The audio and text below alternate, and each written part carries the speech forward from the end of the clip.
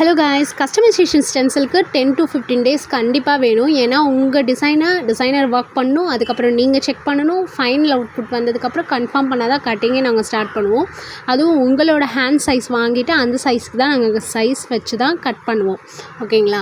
அதுவும் இல்லாமல் கஸ்டமைசேஷன் கேட்குறீங்க, கேட்டுட்டு என்ன பண்ணிடுறீங்கன்னா அப்படியே மறந்துட்டு அது அப்படியே போயிடுறீங்க. அதுக்கப்புறம் ஃபங்க்ஷனுக்கு ஒரு 2 நாள் முன்னாடி என் டிசைன் ரெடி ஆகிடுச்சா, பேமெண்ட் பண்ணலாமான்னு கேட்குறீங்க. அப்படி பண்ணால் அப்படி பண்ணவே முடியாது. ஏன்னா ஒரு கஸ்டமைசேஷன் ஸ்டென்சில் பண்ணணும்னா கண்டிப்பாக 1 வீக் டைம் வேணும். ஆக்சுவலாக ஒரு சிஸ்டர் அப்படி தான் கஸ்டமைசேஷனுக்கு நம்மளுக்கு ஒரு டிசைன் அனுப்பியிருந்தாங்க. நானும் ஓகேன்னு சொல்லிவிட்டு அதுக்கப்புறம் அவங்க எனக்கு மெசேஜே பண்ணலை. நானும் அப்படியே விட்டுட்டேன். திடீர்னு அவங்க ஃபங்க்ஷனுக்கு 3 டேஸ் முன்னாடி எனக்கு அந்த டிசைன் ரெடி ஆகிடுச்சான்னு வந்து கேட்டாங்க.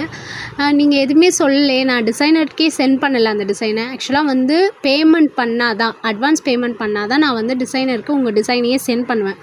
ஏன்னா பேமெண்ட் பண்ணாமல் உங்கள் டிசைனை நான் டிசைனருக்கு சென்ட் பண்ணி நீங்கள் அதுக்கப்புறம் வேண்டான்னு சொல்லிட்டிங்கன்னா அந்த அமௌண்ட்டை நான் தர மாதிரி இருக்கும்.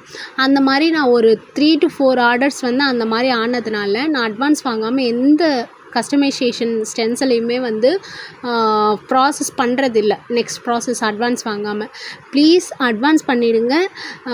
உங்களோட டிசைன் உங்களுக்கு வேணும்னா என்கிட்ட டச்லேயே இருக்கணும். அப்போ தான் எங்களுக்குமே ரிமைண்ட் பண்ணிகிட்டே இருந்தால் தான் எங்களுக்கும் ஞாபகம் இருக்கும். ஏன்னா 10ஓட 11 இருக்கும்போது எங்களுக்குமே மறந்து போகிறதுக்கு நிறைய சான்ஸ் இருக்குது. ப்ளீஸ் கொஞ்சம் கேர்ஃபுல்லாக இருங்க. 10 டேஸ் பிஃபோராகவே புக் பண்ணிவிடுங்க. தேங்க்யூ.